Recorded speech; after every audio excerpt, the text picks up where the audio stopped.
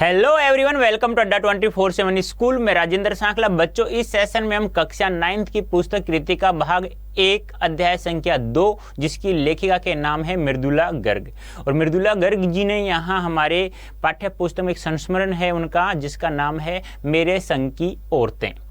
बच्चों, मेरे संग की औरतें का मतलब होता है कि उनके साथ साथ जितनी भी महिलाएं औरतें थी वो किस प्रकार से अपने परिस्थितियों के अनुसार, अपनी स्थिति परिस्थितियों में लड़ते हुए लीग से बाहर हटकर अपने अनुसार जीते हैं, मन के अनुसार कार्य करते हैं।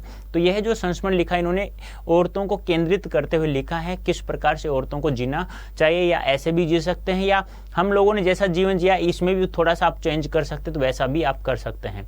तो बच्चों, इस सेशन में हम मृदुला गर्ग जी के जीवन परिचय के साथ साथ इन्होंने जो संस्मरण लिखा है हमारे यहाँ पाठ्य पुस्तक में जिसका नाम है मेरे संग की औरतें, उसका सारांश भी हम पढ़ेंगे। तो बच्चों ध्यान से समझना, जितने समय मैं पढ़ा हूँ उसी समय आप लोगों को याद होना चाहिए। देखो, इस सेशन में हम लोग क्या देखने वाले हैं, इस वीडियो में हम लोग बच्चों क्या देखेंगे, जीवन परिचय देखेंगे किनके साथ, किनका, मृदुला गर्ग जी का।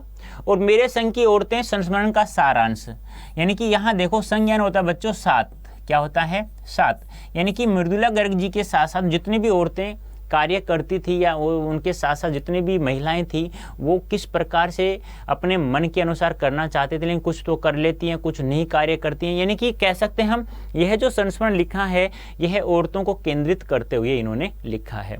अब बच्चों ध्यान दें, आपसे पूछ लिया जाए संस्मरण क्या होता है, भी संस्मरण कब, कैसे, क्यों लिखा जाता है।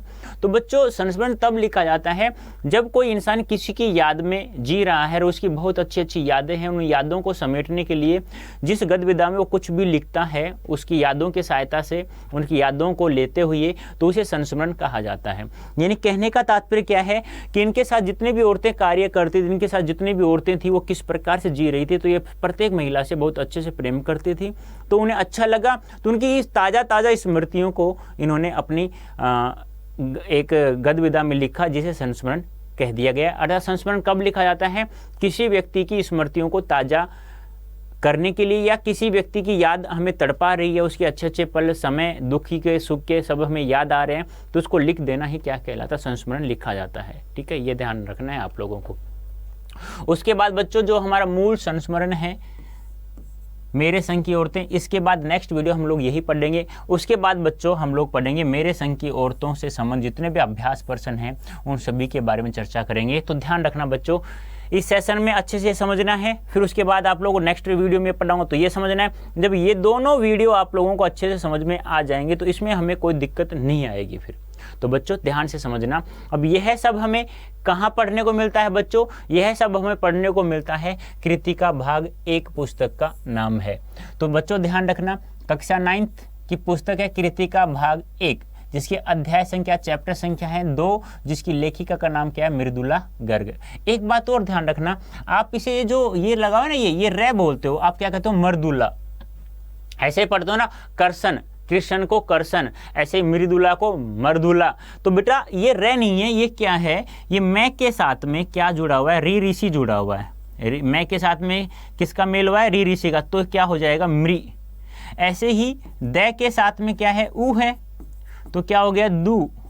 और ले के साथ में किसका मेल हुआ है, आ का मेल हुआ है, तो क्या हो जाएगा, मृदुला।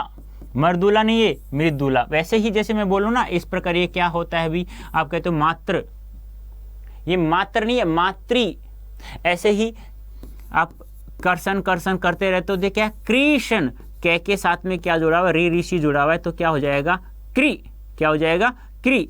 तो ये ध्यान आपको रखना है, तो क्या हो जाएगा, क्री। इस प्रकार से ये बच्चों ध्यान रखना है, ये बहुत ही अच्छी महत्वपूर्ण एक बात है। ठीक है, आप लोगों से पूछ लिया जाए मृदुला गर्ग ने कौन सा अध्याय लिखा हमारी पाठ्य पुस्तक कृतिका भाग 1 में, तो ध्यान रखना क्या नाम, मेरे संग की औरतें। और क्या है ये, एक संस्मरण है बच्चों। अब आपसे उल्टा पूछ लिया जाए मेरे संग की औरतें किसने लिखा, इसकी लेखिका या लेखक का नाम बताइए, तो क्या नाम, मृदुला गर्ग। तो ये ध्यान आपको रखना है बच्चों। ठीक है, तो बच्चों हम लोग क्या देख रहे हैं, क्या पढ़ रहे हैं, मृदुला गर्ग जी का जीवन परिचय। तो आप लोगों से पूछ लिया जाए मृदुला गर्ग जी का जन्म कब और कहाँ होता है, तो बच्चों मैं बता देता हूँ। मृदुला गर्ग जी का जन्म 1938 ईस्वी में कोलकाता में होता है।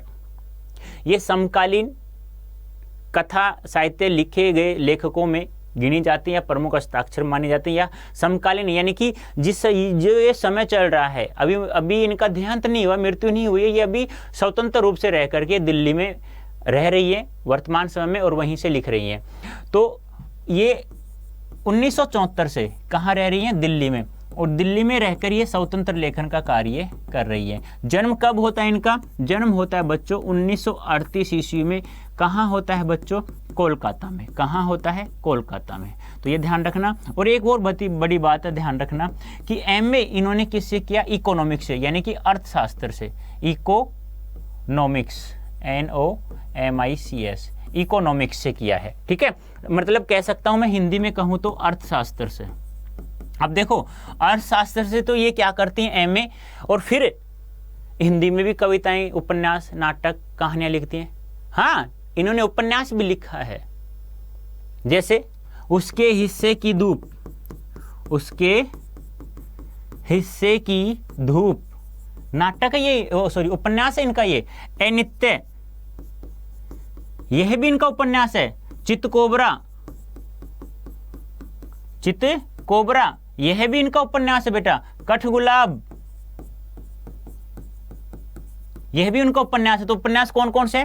उसके हिस्से की धूप, अनित्य, चितकोबरा, कठगुलाब।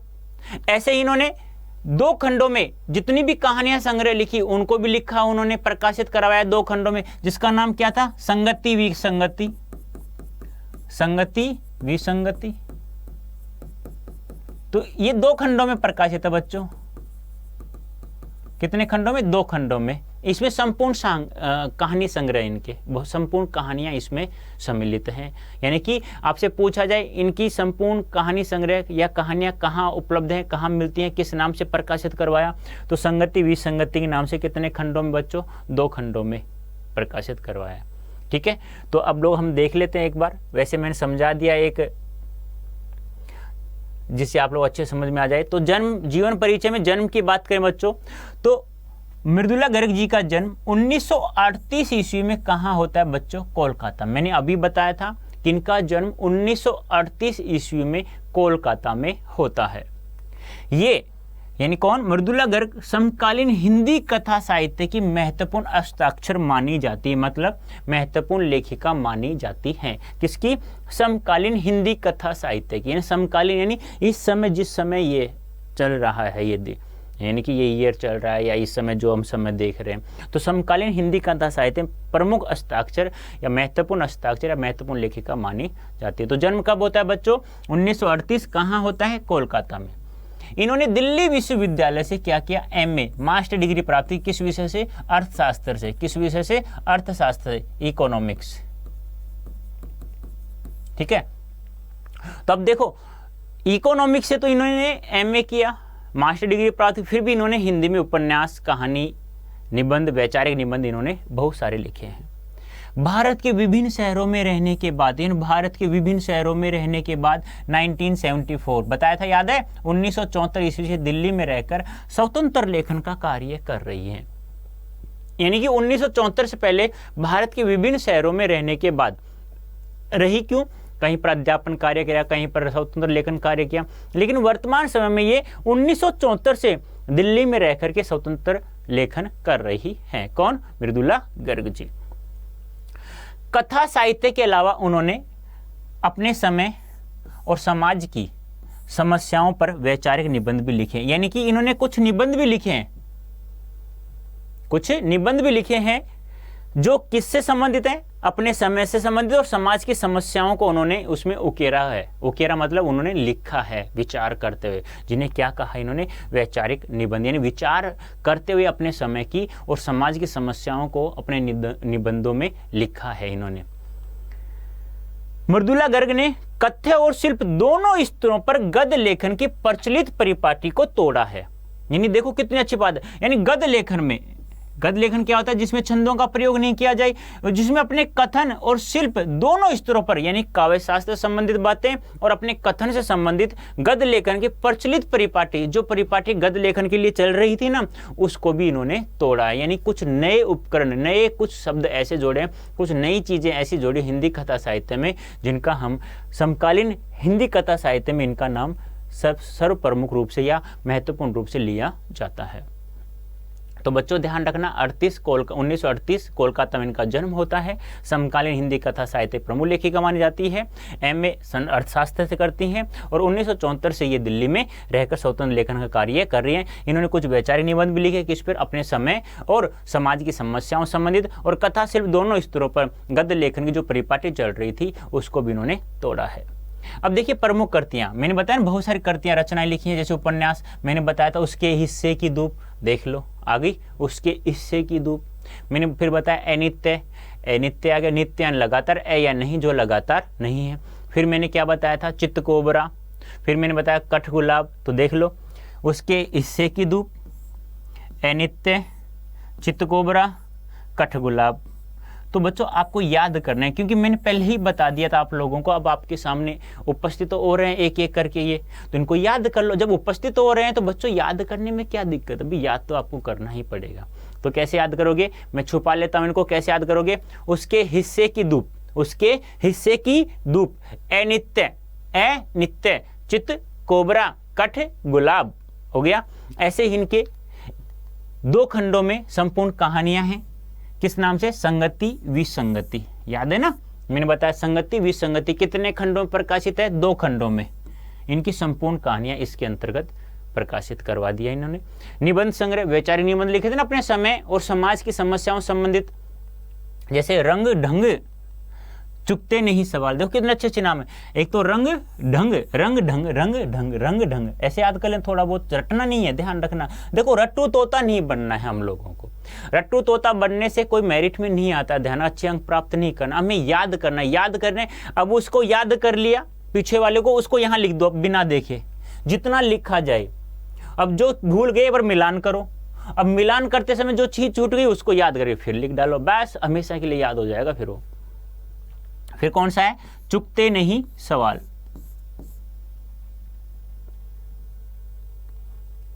देखो पाठ का सारांश, और यहां जो पाठ दिया है वो संस्मरणात्मक गद्य, जिसका नाम क्या है, मेरे संग की औरतें।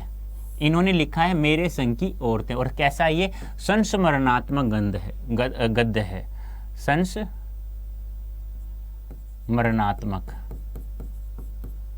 गद्य है, ठीक है। यह एक नए प्रकार की शैली में लिखा हुआ संस्मरणात्मक गद्य, नए प्रकार की। अब बताया था, याद है कि लेखिका ने कथ्य और शिल्प दोनों दृष्टियों में गद्य शिल्प की जितनी परिपाटी शैलियां थी उनको इन्होंने तोड़ा है, यानी कि एक नए प्रकार की शैली में इन्होंने एक संस्मरणात्मक गद्य लिखा है, जिसका नाम क्या है बच्चों, मेरे संग की औरतें। परंपरागत तरीके से जीते हुए भी लीक से हटकर कैसे जिया जा सकता है, यह पाठ ऐसी औरतों पर केंद्र, यानी परंपरा की लीक से, यानी कि जो वर्तमान समाज में, संसार में जो स्त्रियों के लिए जो रेखाएं खींची हुई हैं लोगों के द्वारा, एक पुरुषों के द्वारा बताया गया है कि तुम बस गृहस्थियों में यहीं रहो, यहीं से आप कहीं बाहर नहीं जाओगी, पर्दे में रहोगी, ऐसा कुछ नियम थे पहले से, आज भी कहीं चलते हैं गांव में, लेकिन वर्तमान समय में तो शहरों में देखें तो ऐसा कुछ भी नहीं है। तो कुछ इनके साथ ही कुछ महिलाएं, ऐसी औरतें हैं जो साथ साथ कार्य करती थी। तो परंपरागत तरीके से जीते हुए, यानी किस प्रकार परंपरागत संसार में किस प्रकार से औरतों को जीना है, उस प्रकार से जीते हुए फिर कुछ लीक से हटकर, लीक होती है जो एक घर की, जैसे मैंने कहा कि लड़कियां हैं भाई इस चौखट से, ये या चौखट मान लो, या ये 4 दीवारी है, इस 4 दीवारी के बाहर कदम नहीं रखना है, आप लोगों को नहीं जाना, आप सुरक्षित नहीं हो। तो उन्होंने अपनी लीक से हटकर कैसे जिया जा सकता है, यानी इस जो बंदी बंधाई जिंदगी है, जो बनावटी शैली है तुम लोगों की पहले से बनाई हुई लोगों के द्वारा, पुरुषों के द्वारा, इससे बाहर निकल करके कैसे जिया जा सकता है। तो इसमें किसको, औरतों को केंद्रित किया गया है, किस प्रकार से औरतें अपने मन के अनुसार जी सकती है।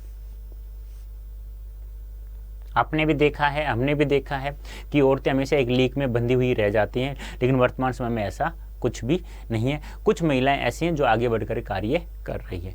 तो बच्चों क्या है, ये एक संस्मरणात्मक गद्य है, एक नए शैली में लिखा गया है, और इसमें परंपरागत लीक से हटकर महिलाएं, औरतें किस प्रकार से जी सकती हैं उनके बारे में लिखा है, और इसमें औरतों को केंद्रित में रखा है, औरत इसकी केंद्र में है।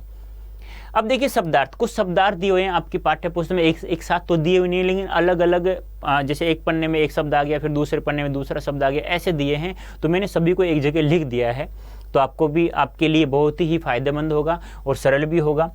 पर्दानसी, पर्दानसी क्या होता है? पर्दा करने वाली स्त्री। पर्दा करते हैं ना, ऐसे घूंघट निकालते हैं, घूंघट जिसे कहते हैं, जैसे लुगड़ी होती है या कोई चुन्नी होती है, ऐसे डाल लेते हैं ना, ऐसे यहाँ तक दिखता है बार, बस उसकी कुछ दिखाई दे तो ठीक है, नहीं तो वैसे चलते रहो। पर्दानसी क्या हो गया? पर्दा करने वाली स्त्री। मुँहजोर, मुँहजोर क्या होता है? बहुत बोलने वाली। मुँहजोर क्या होता है? बहुत बोलने वाली। ठीक है। फरमा बरदार, फरमा बरदार क्या होता है? अभी आज्ञाकारी, यानी फरमादार क्या होता है? आज्ञाकारी। फरमा बरदार यानी आज्ञाकारी, मुँहजोर बहुत बोलने वाली। पर्दानसी पर्दा करने वाली स्त्री। मुस्तैद, मुस्तैद क्या होता है? तैयार, चुस्त या तत्पर। मुस्तैद क्या होता है? तैयार, चुस्त या तत्पर। तो याद हो गया, पर्दानसी पर्दा करने वाली, मुँहजोर बहुत बोलने वाली, फरमाबरदार आज्ञाकारी, मुस्तैद तैयार, चुस्त या तत्पर। फजल, फजल क्या होता है? अनुग्रह या दया। फजल क्या होता है? अनुग्रह या दया। फजल, अनुग्रह या दया। अपरिग्रह क्या होता है? संग्रह न करना, किसी से कुछ ग्रहण न करना। अपरिग्रह किसी से कुछ ग्रहण नहीं करना, किसी से कुछ लेना नहीं है, उसे अपरिग्रह कहा जाता है। बदस्तूर क्या होता है? नियम से, यानी जो नियम के अनुसार जो कार्य लीक होती है, नियम होता है संसार के द्वारा दी हुई। अकबकाया, अकबकाया क्या होता है? घबराना। अकबकाया, अरे कैसे घबरा रहा है, अकबकाया हो रहा है, बोलते नहीं है अकबकाया कैसे हो रही है, अभी बोलती क्यों नहीं है? स्पष्ट रूप से जब तुम्हें कोई दुख है तो उसी प्रकार से कहा जाता है अकबकाया। ब्रदर्स कारामजो, ब्रदर्स कारामजो, ये ध्यान रखना, ये क्या है? इसके लेखक प्रसिद्ध रूसी उपन्यासकार हैं जिसका नाम है दास्तोवस्की। ध्यान रखना बच्चों, ये दास्तोवस्की रूसी साहित्यकार हैं, इतिहासकार हैं, उपन्यासकार हैं, जिन्होंने क्या लिखा? ब्रदर्स कारामजो। ध्यान रखना, बहुत महत्वपूर्ण है बच्चों। तो ब्रदर्स कारामजो को दास्तोवस्की जी ने लिखा, जो रूसी उपन्यासकार हैं। तो अपरिग्रह किसी से कुछ संग्रह न करना, किसी से कुछ ग्रहण न करना। बदस्तूर हो गया नियम, अकबकाया हो गया घबराया, ब्रदर्स कारामजो जिसके लेखक कौन है? रूसी उपन्यासकार दास्तोवस्की हैं। मिराक, मिराक क्या होता है? मानसिक रोग। मिराक क्या होता है? मानसिक रोग। मोहलत, फुर्सत या अवकाश। मोहलत देना, फुर्सत होना, अवकाश देना कुछ दिनों के लिए, इस प्रकार से कहा जाता है ना। फारिग, फारिग होता है कार्य से निवृत्त या निश्चित। तो मिराक क्या हो गया? मानसिक रोग हो गया, मोहलत हो गया, फुर्सत अवकाश, फारिग हो गया कार्य से निवृत्त या निश्चित, और खरामा, खरामा क्या हो गया? धीरे धीरे। क्या हो गया? धीरे धीरे। अब एक बार रिपीट कर देता हूँ जिससे आप लोग अच्छे से समझ में आ जाए। तो ध्यान रखना बच्चों, मृदुला गर्ग, ध्यान से समझना एक बार, अब भी समझ में आ जाएगा, मात्र 2 मिनट में समझा दूंगा। मृदुला गर्ग जी का जन्म 1938 ईस्वी में कहाँ होता है? कोलकाता में होता है। कहाँ होता है? कोलकाता में। और फिर ये 1974 में, जन्म तो कोलकाता में हुआ, 1974 से ये कहाँ रह रही है? दिल्ली में रहकर, दिल्ली में रहकर क्या कर रही है? स्वतंत्र रूप से लेखन कार्य कर रही है। ठीक है, यहाँ तक समझ में आ गया। आगे देखिए, एमए इन्होंने किससे किया? एमए इन्होंने किया है अर्थशास्त्र से, यानी इकोनॉमिक्स से।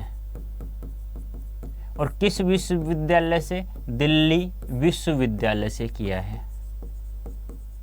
याद हो रहा है क्या बच्चों? आपसे पूछ लिया जाए किस विषय से इन्होंने एमए किया, तो अर्थशास्त्र से किया।